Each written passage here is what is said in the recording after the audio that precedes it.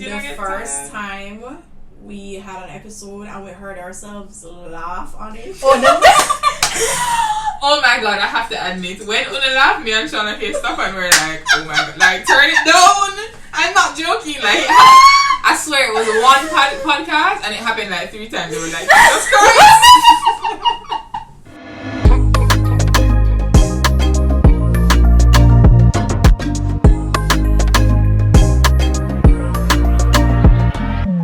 Hi everyone, my name is Tiana. And I'm Ashley. And this is WongaGyal, the podcast, your favorite Caribbean food podcast. And today we are joined by special, very, very special guest to me and Ashley. The Shibumi The boss. Shibumi boss, Khalia Hall. Hey. Hi everybody, I'm Khalia.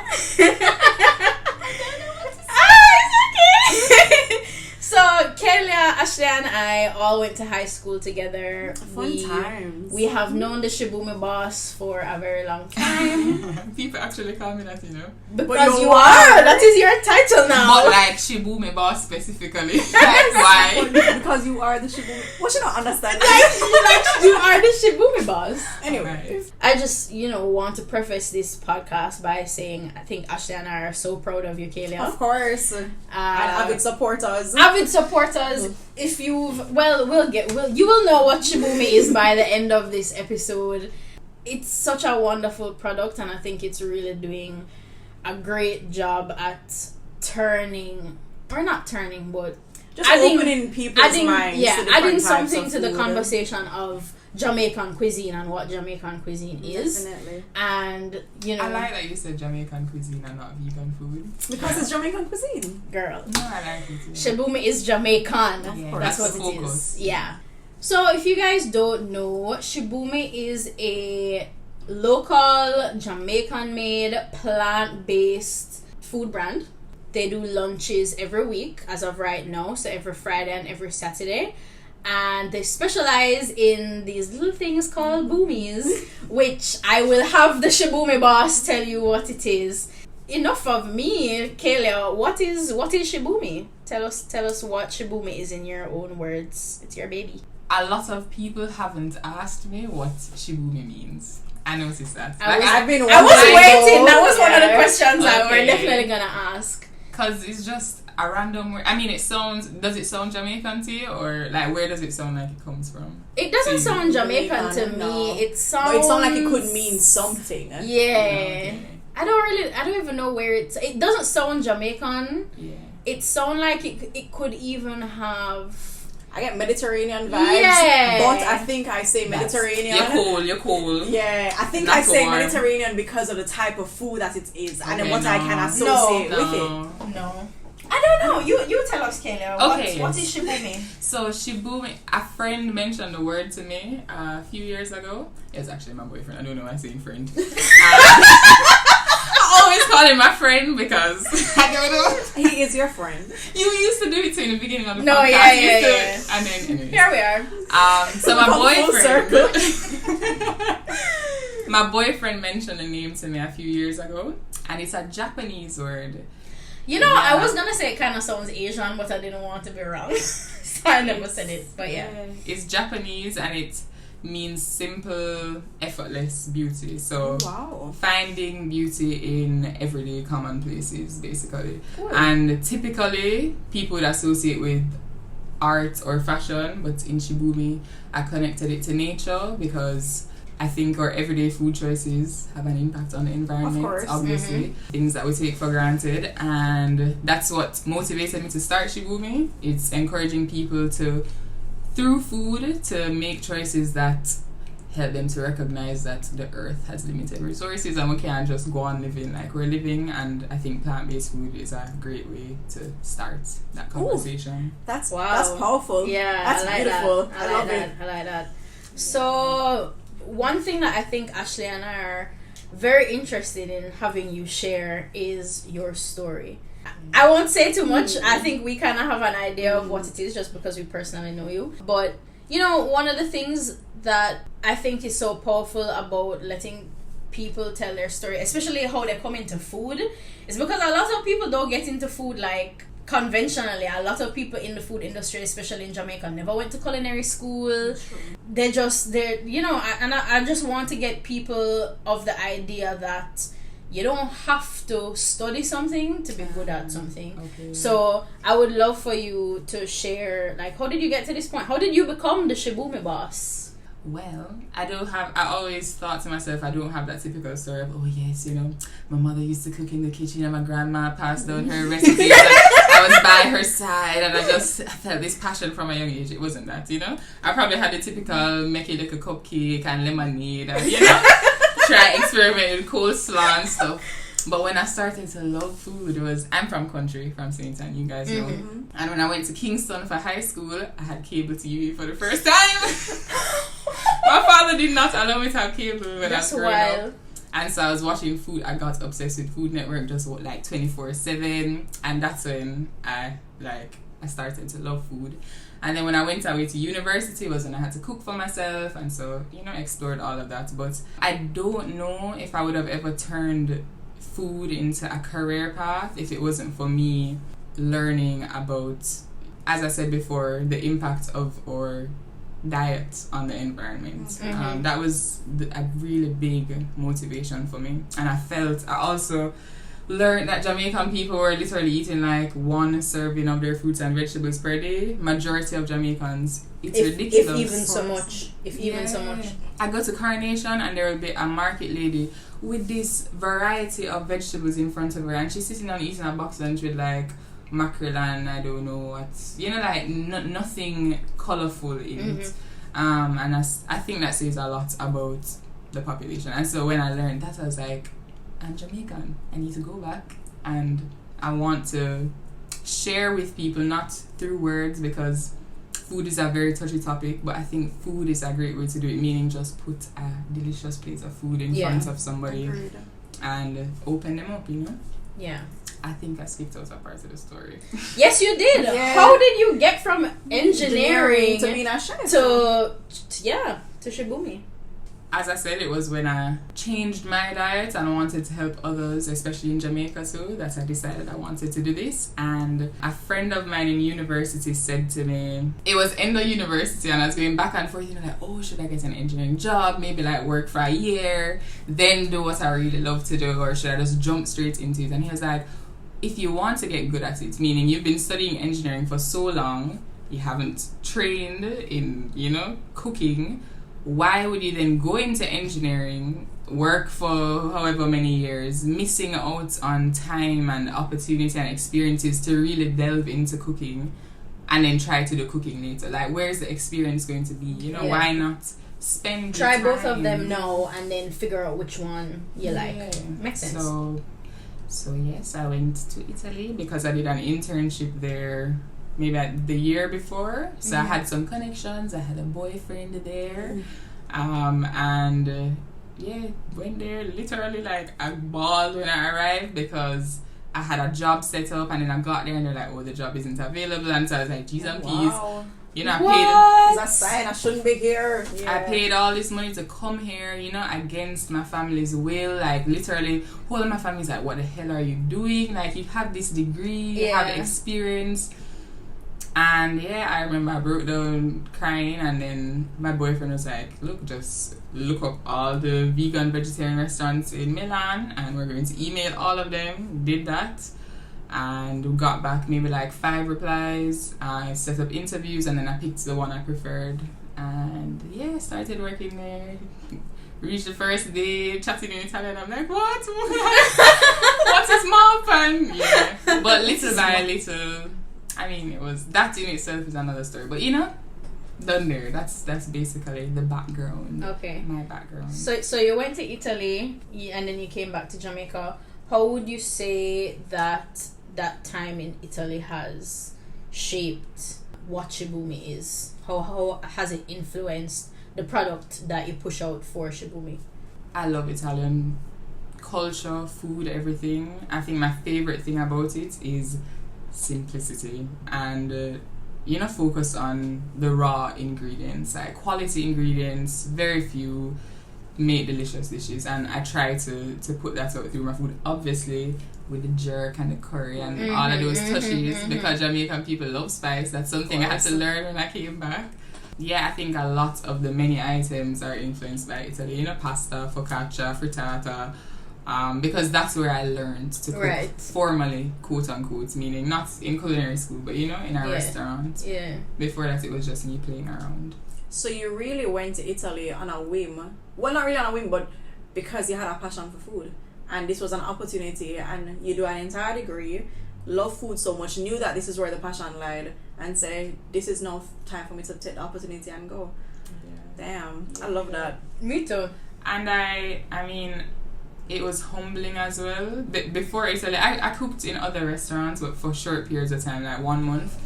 And it was always very humbling because, you know, I thought, wow, I have this engineering degree, I have job experience in engineering companies, and I'm literally here like mopping, sweeping, washing up dishes. There was a bed and breakfast that I was cooking in, and we had to clean the bathrooms, you know, like I literally had to just, you know, draw everything down to learn the art. Yeah. And same thing in Italy, you know, paid peanuts when I could be earning money in like some big engineering company. And I taught English on the side. My parents didn't support me while I was over there. Wow. Yeah, I was just taught English to little Chinese children online, like, hello. And yeah, back now and just trying to build it. Yeah. And so far, at least from what Tiana and I can see, you're doing a great job.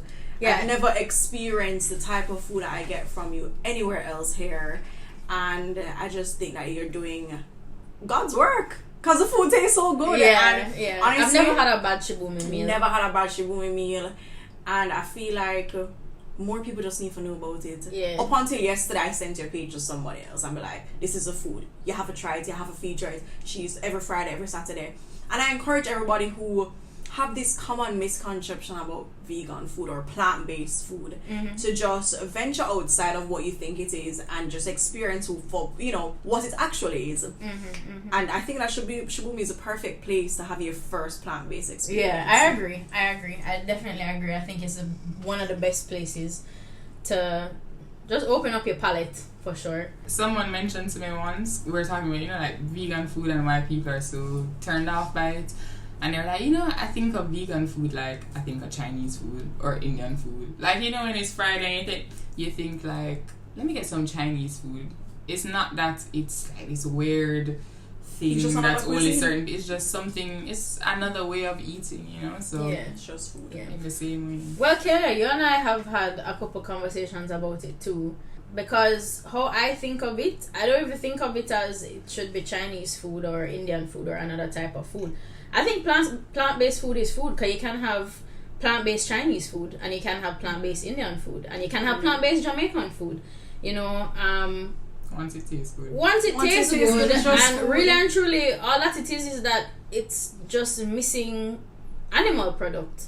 I mean, there's so many other food other than animal products. And I feel like we've discussed so many times just how important versus, well, or the lack thereof, of the need for animal food. Like, especially Jamaican people, they're conditioned to believe that if you don't have some form of meat on the plate, you're not having a meal, you know? Yeah. And we've debunked that. I think we touched on it a little bit when we did the milk episode, when we spoke about milk from animals versus milk from plants, and just the fact that it's not 100% necessary.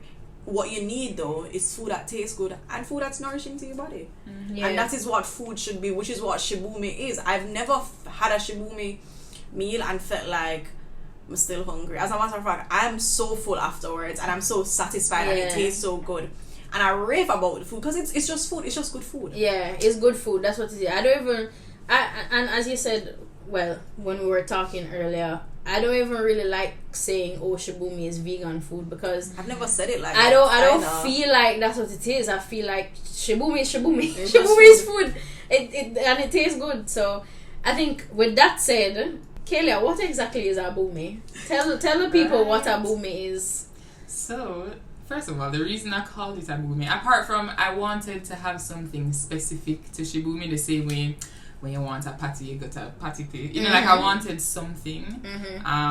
But I also didn't want to say vegan meatballs or you know, like veggie balls, because that can turn people off, or they build up expectations of the meat kind and then they get like another version of it. I agree. So I thought, you know what, let me just make up my own thing. And Shibumi, I just that's marketing, people. That's marketing. A boomy ball. My family was already calling it boomies because I'd like send them pictures. I was testing it out and everything, so I just the name stuck, and it's basically a flavor packed ball made from legumes, grains, vegetables, a bag of seasoning. That's it's all a I can say. signature component. Yeah, and it comes in different flavors, so it's not just boomy. Which I feel like that's the thing. Like a lot of people, when they get like veggie meatball, it's just one flavor, and the flavor is veggie meatball. Whereas with you have the jerk, you have the curry, now you have the teriyaki. Oh, the teriyaki. And I'm sure you have more flavors up your sleeve that will be coming out as the business grows.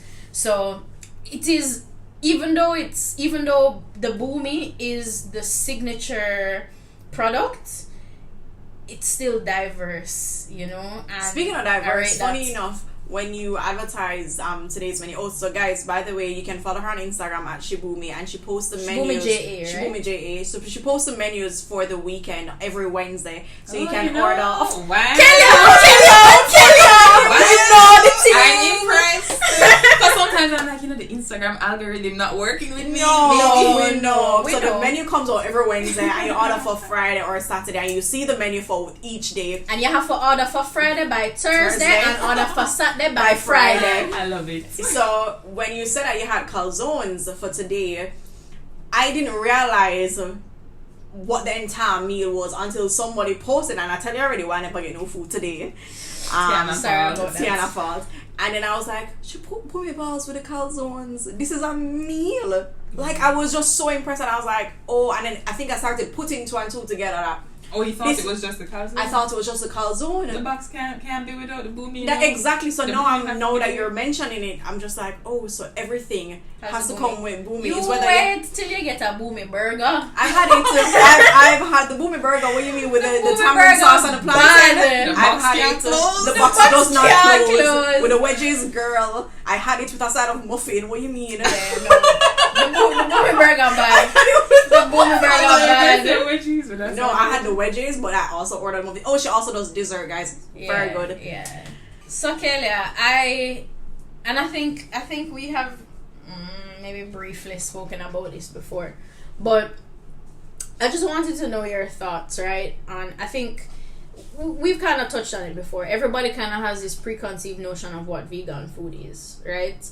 And a lot of people are turned off when they hear the term vegan for whatever reason. As Ashley said earlier, a lot of Jamaicans think, I mean, a lot of other people in the world, but definitely a lot of Jamaicans think that a meal is incomplete if there is no piece of meat. We're speaking directly and specifically about Christoph Dwyer. He doesn't believe that a meal is a meal unless there is meat on the plate. Over Christmas he messaged me like, oh, can I order a box? I'm like, this boy don't follow me on Instagram. So Josie said, knock off.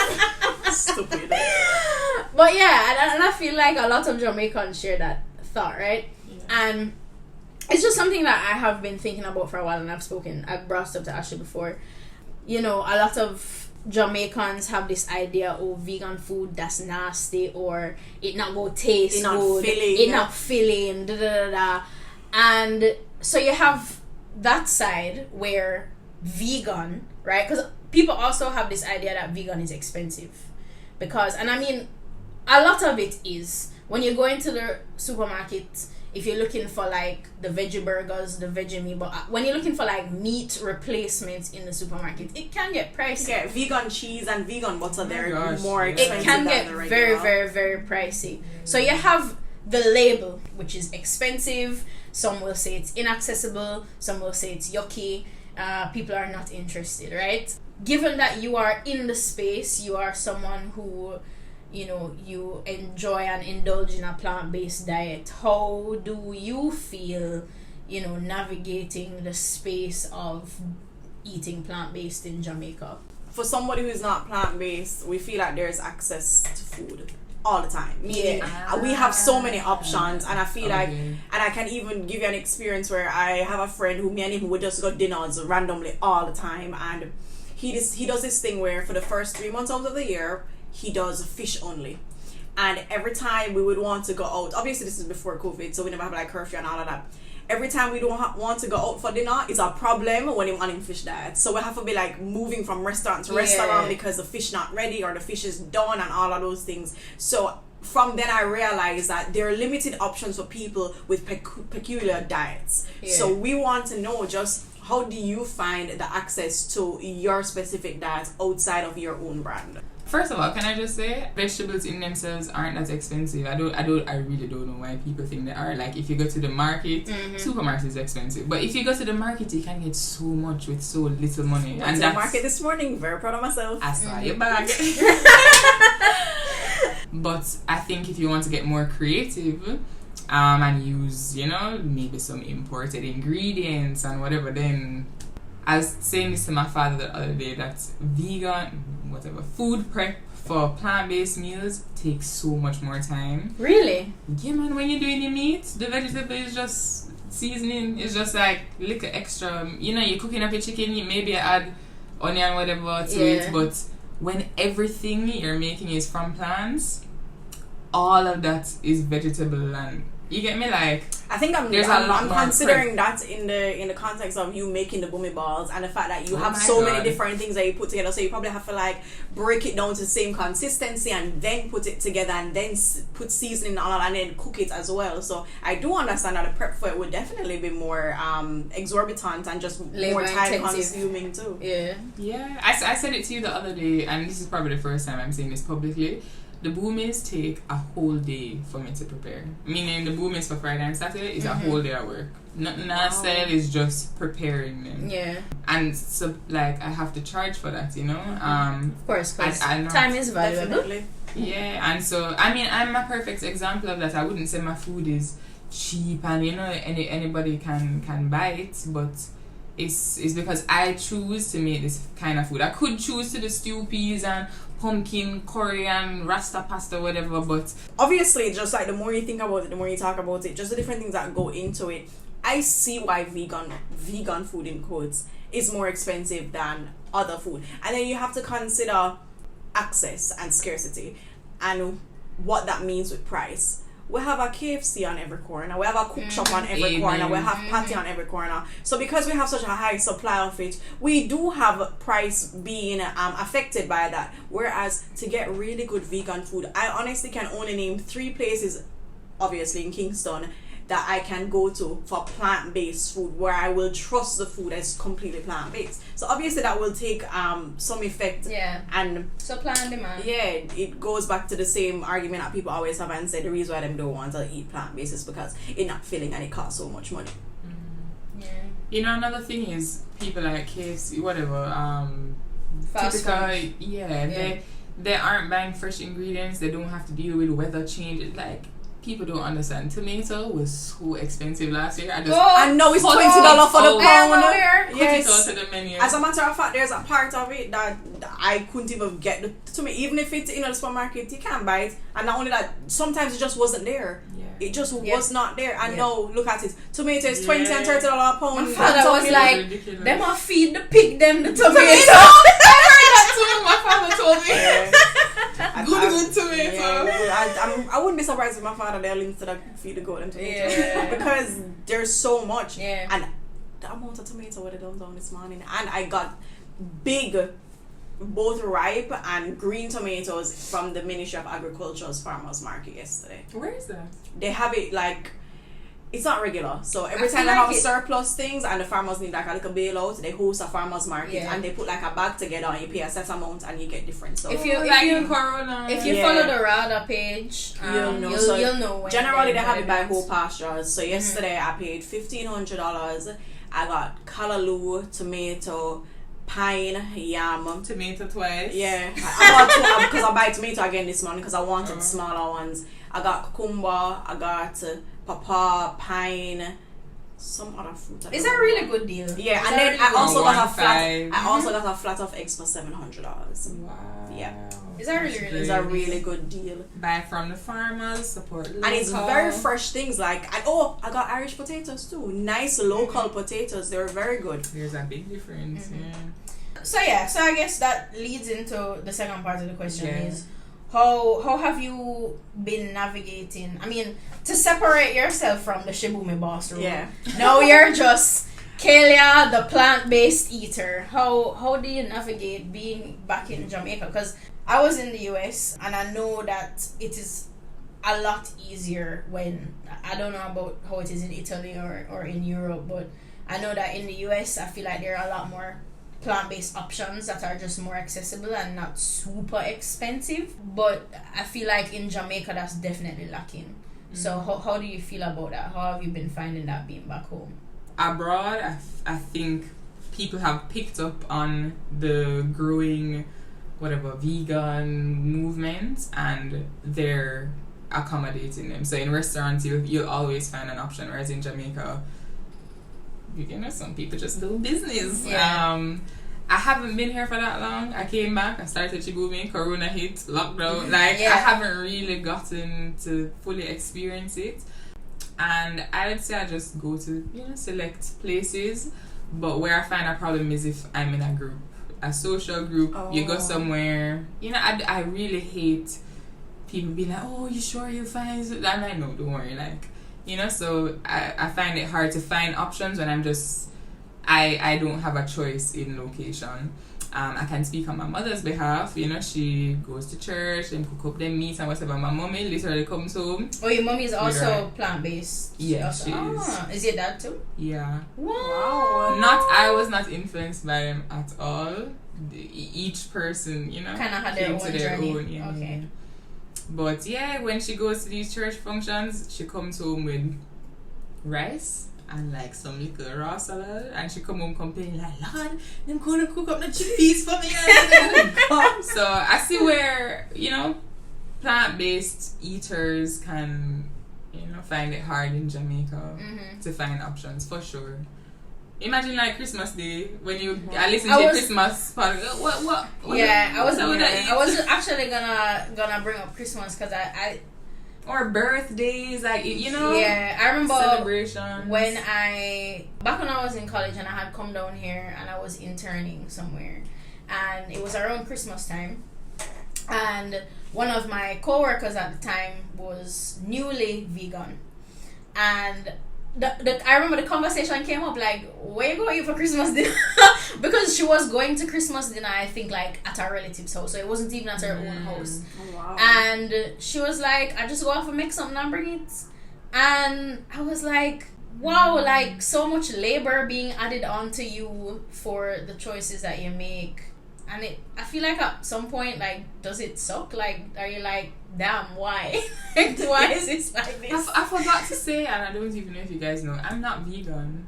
Yeah, I think I've said to Ashley that you're not vegan. Right. Yeah. So that question, I do just compromise sometimes, it's when I'm with friends and family. I don't purchase and cook meat, dairy, eggs and whatever, but if somebody give me cake and it's have eggs in it, I will eat it. If people say, "Oh, let's go to Devon House for ice cream," I'll go and eat ice cream. My belly might hurt after I just suck it up.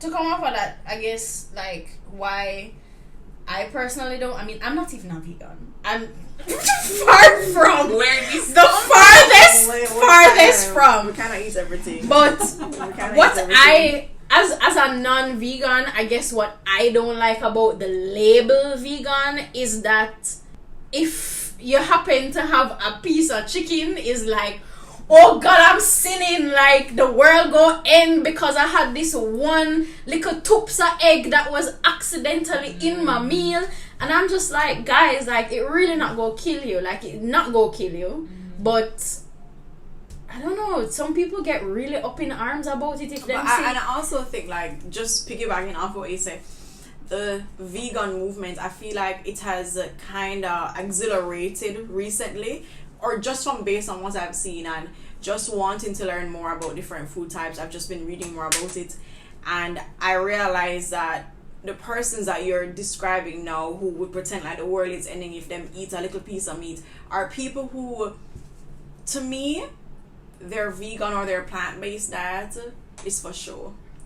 And really, I thought you were going to say something else. I No. have something to I thought you say. were gonna say it's because it's highly politicized. it's not, I yeah, was but going to say then something no. else. So I'm kind What of happened? gearing into that direction where it's like, oh, I feel like I'm higher or holier than thou because I engage in this niche and not everybody has access to it, and I feel like I'm of a different class or of a different exclusive group because now I have access to vegan food, and everybody else, their idea is, oh, she can eat plant-based only, she's better than everybody else because she can afford all of these things. Yeah, I also think too it is a political statement you're making. Like, it's no longer just food. It's vegan food. I support, animal rights. I am against animal cruelty. Like, I feel like it comes with this. And I feel like very it's been political stance. and these extremist views, and it's not just me recognizing that I want a plant-based diet because I know it's good for the environment, and yes, I'd advocate for my other friends to join in and where you can do your part, but it's not just that, it's more shunning people who engage in a diet that is not yours or doesn't look like yours, which that is the problem that I would personally have with it. Like, just mind your business, mind your own plate. If I want to eat the greasy KFC, I'm dead the next day, I'm gonna dead happy. You understand? just let me eat the 6 piece of chicken and go on about my business. And I respect you and you respect me. But as I said, which is why I mentioned that it's for sure. Like, it's for them to feel better than everybody else, not like just a to holier feel than thou good, situation. not just to feel good within themselves, which is what I like about plant-based food. Because whenever I eat a Shibumi food, I feel nice. I don't good. feel it tastes well. good. I'm not gonna lie, Khalia. One time, me and Bradley did eat a Shibumi food. We shut down for the rest of the day. Like, I don't know what happened, but the two of us. The burger? It was a burger. It was a burger. The two of us were just like this thick though, so I understand. The two of us were like zombies for the rest of the day. The food was good, like. Nothing about the food was bad, but boy, like the end of it, I was just like, no, someone go sleep now. Probably the carbs. Yeah, it might be the carbs for sure. Boy, I never feel like that after the burger, but then like I never eat it all at once. I remember that. So whenever I eat the vegan food, I'm filled.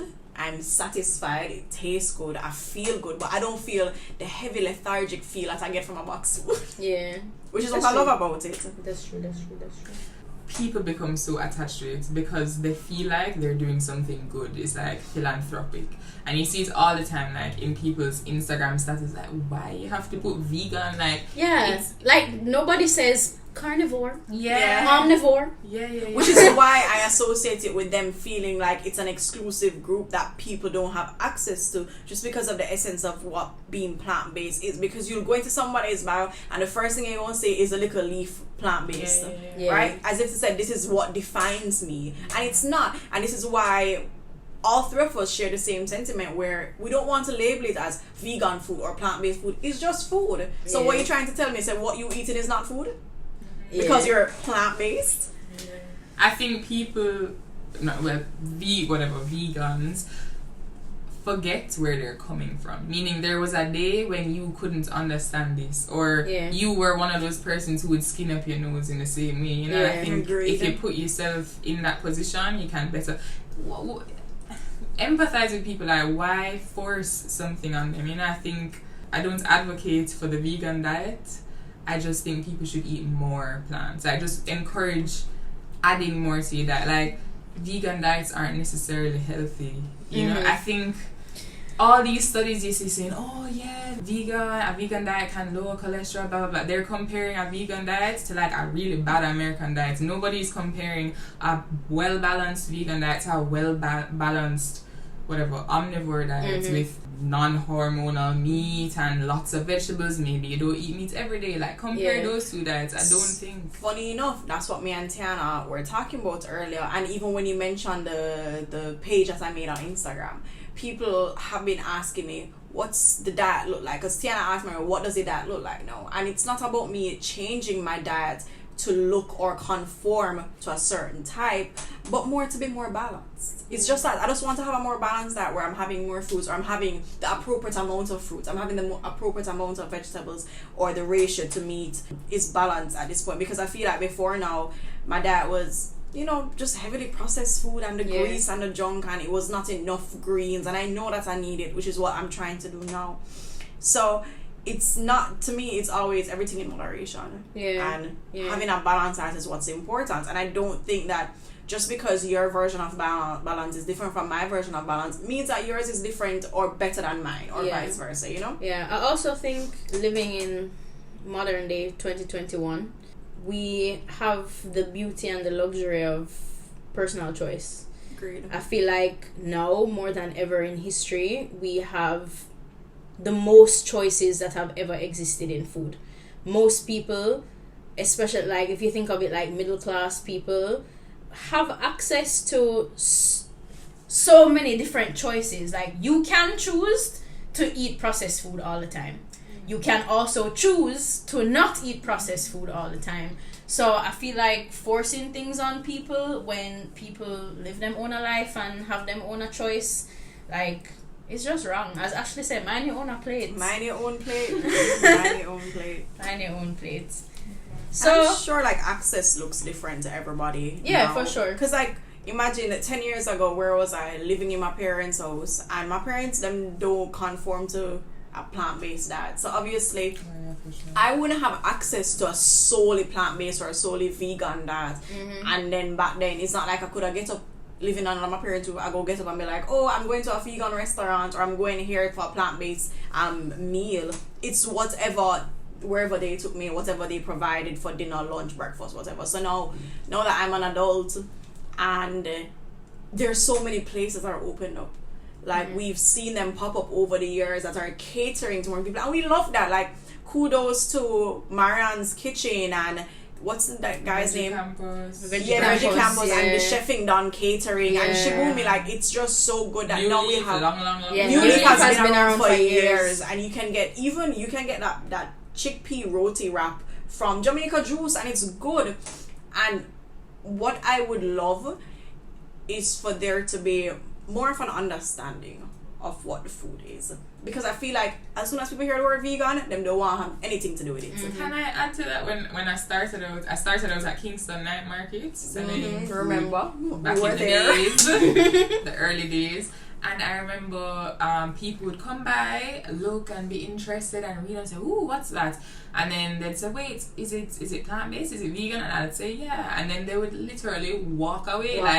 As soon, I'm not joking, as soon as they found out it was vegan, not interested. You know what that is, guys? Knocking it before you try it. And what we say on this show, don't knock it till you try it. Yes, I called back the people. I was like, come here, have a sample, free sample. And the people bought food after. Like, you literally, I love this about food. You don't have to talk. You just give the people them food. And let them eat it. A lot of that also has to do with like culture and history too, because when you think about it, I mean, historically Jamaicans have always been meat eaters, right? Pork was like the biggest thing on the island at one point in time. So I guess you can't really, as much as I wish people would open their mind and open their palate, at the same time I can kind of understand why people are so close-minded within the Jamaican context, because I think it's cultural to eat meat at this point in time. But culture changes, as we say all the time. Culture is dynamic and it changes, and you know, there's no reason why you should stick to what you know all the time. And if we're gonna think about food in the historical context, we have to realize that one of the reasons why we're such heavy meat eaters, or the certain types of food that we eat, is because it's what we can afford. We tie food with economics, meaning I'm gonna eat within my means. And if we realize that but that's the thing. That's why I mentioned that it has to come back to information, because people assume that having a plant-based diet is just more expensive because they're not going to the places like how you and I will get up and go to Coronation Market. People not going to that. So they go and see these expensive vegetables in the supermarket and think, oh, if I want to be vegetarian, if I want to be vegan, this is what I'm going to have to look like, and I can't afford it.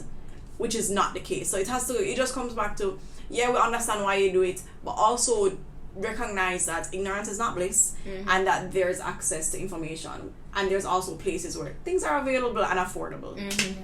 That's something I never ever understood about Jamaica, because if you look at the world, poor people normally eat a more plant-based diet because meat is expensive. And I remember trying to explain it to my friends abroad, you know, like in Italy, la cucina povera, which is basically the kitchen of the poor, is just beans and vegetables and using up old bread and very, very little meat. Whereas in Jamaica, poor people eat more meat. You know, it's something that always baffled me. It's not just Italy, like worldwide. Yeah.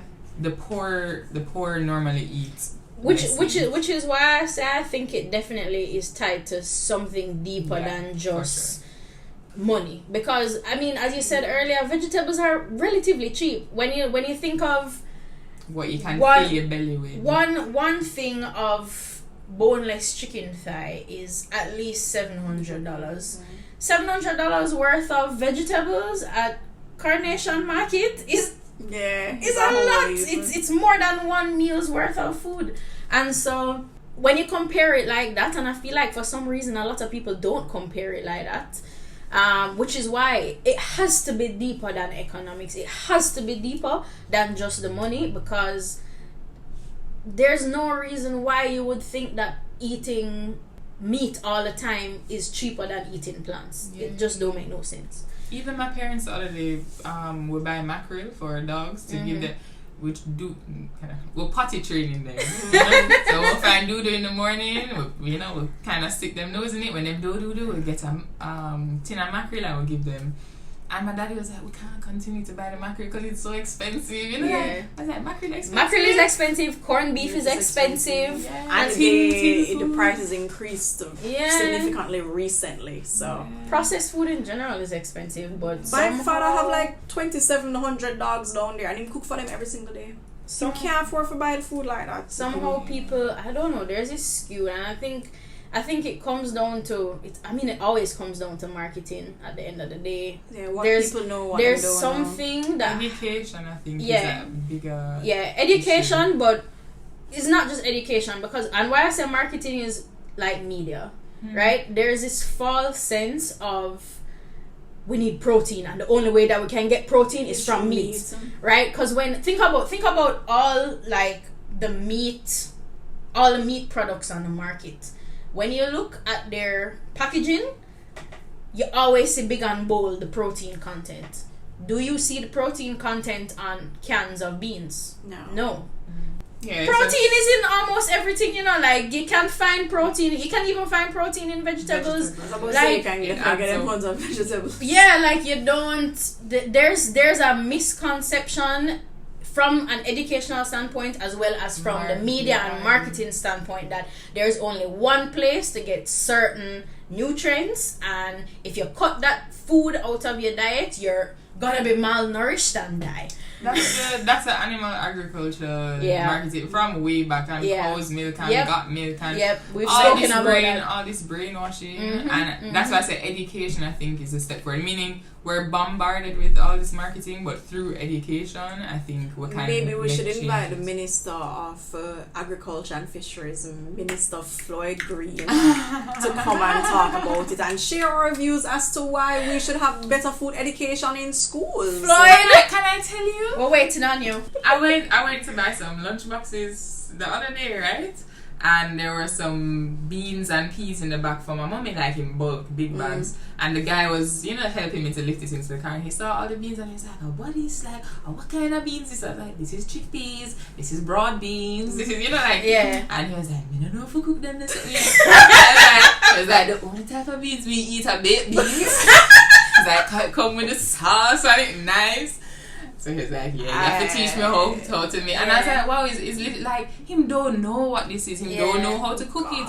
And you know what is funny too? When a lot of Jamaican people will see things like different kind of beans other than, I would say red peas. I would say red peas, so kidney beans and broad bean, I would say, are the most popular beans. More than chickpeas, do you think? I would say more than chickpeas. In Jamaica, for sure. I mean, you have dancehall artists that sing about full of sauce like baked bean and those things for sure. But what is funny is a lot of people will be like, Oh yeah, eat that foreign food. The foreign food. Them Black big- eyed peas, that's Yeah. foreign food. Them Oh, little- how I forget gungo peas though. Gungo People peas. eat a lot of Gungo. gungo. But Yeah, like they're not chickpeas, Christmas. that's foreign food. Like no, it's not foreign food. Like it's food at the end of the day, and it's good for you. So learn how to cook it. Yeah. Black eyed peas is all over, like in It's African food everywhere. as well. Yeah. So. in every supermarket. Yeah. So I guess to end, Khalia, what is in store for Shibumi? Where do you see Shibumi going? What's your vision for the future? I, especially this year, and I'm going to quote unquote launch in like 2 weeks. I want to help people more with their eating at home. So what I'm doing now is like a Friday and Saturday lunch, but I'm hoping to have to offer people Shibumi products that they can keep at home. I love that. And you know, Friday fuel for Shibumi, you take it out, heat it up, add on your own sides and whatever. I think that's a much more accessible offering. Yeah. You know? Yeah. To And have Sometimes we just want to all the go time. my balls another week. I'm wait till Friday. Yeah, Yeah. exactly. If people themselves at home are making the decision, today I think that's much bigger than, oh, it's Friday, let me buy one. Yeah, You know, that's like, true. when you're incorporating it into your home diet, like regularly, then And I mean that is following the goal that for the reason why you started originally. Like you wanted people to be mindful of what they're eating and how it affects the environment. So Right. becoming that and having a brand, well, you already have a brand, but having household products like that is more than people just say, oh, let me engage on a Friday or Saturday. Yeah. Love it. For sure. Alright guys, so make sure that you follow Shibumi JA That's on Instagram. SHIBUMIJA. On Instagram.